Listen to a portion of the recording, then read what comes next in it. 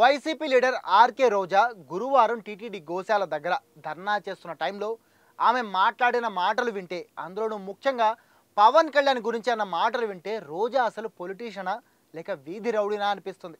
ఇక పవన్ కొడుకు మార్క్ శంకర్ పవనోవిచ్ గురించి ఆమె చేసిన కామెంట్స్ వింటే, ఈమె ఒక మహిళేనా, అసలు ఒక తల్లి ఇలా మాట్లాడగలుగుతుందా, అన్నిటికంటే ముఖ్యంగా ఒక మనిషిగా పుట్టి ఇంత దిగజారి మాట్లాడటానికి మనసెలా వచ్చింది అనిపిస్తుంది.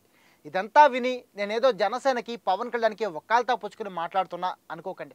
ఓ న్యూట్రల్ మీడియా హౌస్గా ఒక పొలిటీషియన్ తన స్థాయికి దిగజారి మాట్లాడినప్పుడు, మనిషి స్థాయిని దిగజార్చి కామెంట్స్ చేసినప్పుడు ఇలాంటి వీడియోలు చేయడం తప్పదు. ఇంతలా నేను చెప్పడానికి కారణం రోజా చేసిన ఈ కామెంట్స్. ఏదో జరిగితే మాట్లాడే పవన్ కళ్యాణ్ సనాతన ధర్మాన్ని కాపాడుతానన్న వ్యక్తి ఈ రోజు తిరుమలలో ఇన్ని అపచారాలు జరుగుతుంటే, ఇన్ని ఘోరాలు జరుగుతుంటే ఎందుకు మాట్లాడటం లేదు? ఆ తప్పు చేసిన వాళ్ళని శిక్షించమని ప్రభుత్వాన్ని ఎందుకు నిలదీయలేదని నేను అడుగుతున్నాను. ఇదేనా నీ చిత్తశుద్ధి?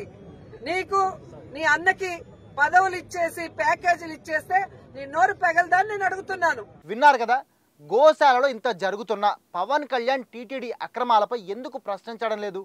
ప్యాకేజీ తీసుకుని అన్నకి పదవి తీసుకుంటే సరిపోయిందా? హిందువులు దైవంగా పూజించే ఆవులు చనిపోతుంటే సనాతనాన్ని నెత్తికెత్తుకున్న పవన్ కళ్యాణ్ మాట్లాడకపోవడం ఏంటి? ఇప్పుడు మెట్లు కడిగి ప్రాయశ్చిత్తం చేసుకోరా అని ఇష్టం వచ్చినట్లు మాట్లాడారు రోజా. బాగుంది, అడిగిన ప్రశ్నలన్నీ బాగున్నాయి, కానీ అవతలి వ్యక్తి సిచ్యువేషన్ ఏంటో చూసి కదా మనం కామెంట్స్ చేయాల్సింది. ఆల్రెడీ చాలా అనారోగ్యంగా ఉన్న ఆయన క్యాబినెట్ మీటింగ్కి అటెండ్ కాలేక 16వ ఆర్థిక సంఘం సమావేశాన్ని కూడా సెలైన్ నొప్పితో అటెండ్ అయ్యారు. ఇంకో పక్క కొడుక్కి ప్రమాదం జరిగింది.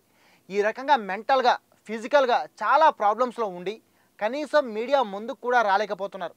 అలాంటి ఆయన టీటీడీ గోశాల ఇష్యూ మీద స్పందించడం లేదు, అమ్ముడు పోయాడు అని మీరు అంటుంటే నిజంగా ఒక పొలిటీషియన్గా మీరు ఇంతలా దిగజారిపోయారా అనిపిస్తుంది. సరే, ఈ రోజుల్లో ఉన్నత విలువలు ఉన్న పొలిటీషియన్లు చాలా అరుదుగా ఉంటారని తెలుసు కాబట్టి ఈ విషయంలో మిమ్మల్ని క్షమించేసిన మీరు ఆ తర్వాత అన్న కామెంట్స్ మాత్రం క్షమించలేనివి. ఎందుకంటే ఈ కామెంట్స్ మీరు రాజకీయాల పరిధిని దాటి వ్యక్తిగత దూషణలకి దిగారు. ఓ పసి పిల్లాడికి జరిగిన ప్రమాదాన్ని కూడా మీరు రాజకీయం చేయడానికి ప్రయత్నించారు. ఆమె ఏమన్నారో ఒక్కసారి మీరే వినండి. కలియుగ దైవం వెంకటేశ్వర స్వామితో పెట్టుకుంటే ఎలా ఉంటుందో ఆల్రెడీ చంద్రబాబు నాయుడుకి తెలుసు.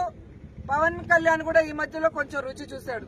కాబట్టి ఎప్పుడు దేవుడితో పెట్టుకోవద్దండి, దేవుడి విషయంలో అపచారాలు చేయొద్దండి.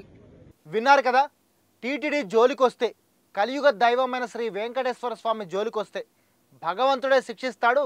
దాన్ని ఒకప్పుడు చంద్రబాబు రుచి చూశారు, ఈ మధ్యనే పవన్ కళ్యాణ్ కూడా కొద్దిగా రుచి చూశారు అని కామెంట్స్ చేశారు ఆమె.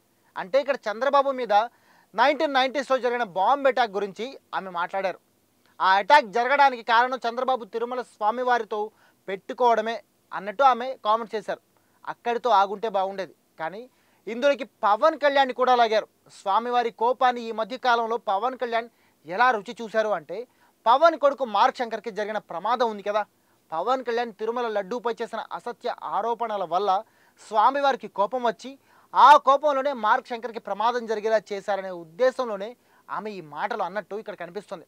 ముఖ్యంగా జనసేన లీడర్లు, కార్యకర్తలు, పవన్ అభిమానులైతే ఇలాగే అనుకుంటున్నారు. అందుకే వాళ్ళ కోపం కట్టలు తెంచుకొని రోజాపై సోషల్ మీడియాలో కసి తీరా పోస్టులు పెడుతున్నారు. అసలు నువ్వు ఆడదానివేనా?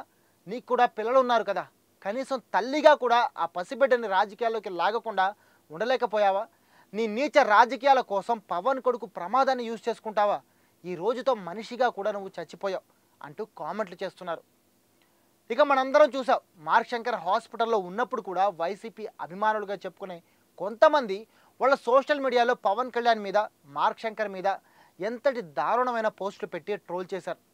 ఇక పాపం తన కొడుకు కోలుకోవాలని మార్క్ శంకర్ తల్లి పవన్ భార్య అన్నా లెజనోవా తిరుమలలో తలనీలాలు సమర్పిస్తే దాన్ని కూడా ట్రోల్ చేసి ఆమెని అనరాని మాటలని అవమానించారు. ఇదంతా చూస్తుంటే అసలు మీ లీడర్లకి, మీ కార్యకర్తలకి, మీ అభిమానులకి మంచితనం, మానవత్వం, మనిషిలా ఆలోచించడం అనే లక్షణాలే లేవా అని అసహ్యం వేస్తుంది. ఇప్పటికైనా రాజకీయాలని రాజకీయాలుగా మాత్రం ఎక్కేస్తూ మీ పార్టీని అధికారంలోకి తీసుకురావడానికి కుట్రలు చేయడం మానేసి ప్రజల కోసం పోరాడండి. నెక్స్ట్ టైం అయినా 11 దాటి ఇంకొన్ని సీట్లైనా వస్తాయి.